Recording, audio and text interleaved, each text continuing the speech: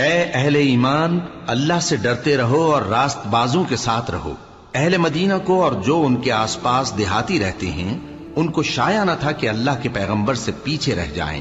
اور نہ یہ کہ اپنی جانوں کو ان کی جان سے زیادہ عزیز رکھیں۔ یہ اس لیے کہ انہیں اللہ کی راہ میں جو تکلیف پہنچتی ہے،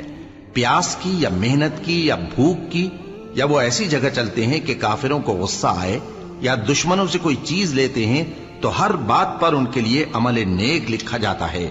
کچھ شک نہیں کہ اللہ نیکوکاروں کا اجر ضائع نہیں کرتا۔ اور اسی طرح وہ جو خرچ کرتے ہیں، تھوڑا یا بہت، یا کوئی میدان طے کرتے ہیں، تو یہ سب کچھ ان کے لیے اعمال صالحہ میں لکھ لیا جاتا ہے، تاکہ اللہ ان کو ان کے اعمال کا بہت اچھا بدلہ دے۔ اور یہ تو ہو نہیں سکتا کہ مومن سب کے سب نکل آئیں، تو یوں کیوں نہ کیا کہ ہر ایک جماعت میں سے چند اشخاص نکل جاتے تاکہ دین کا علم سیکھتے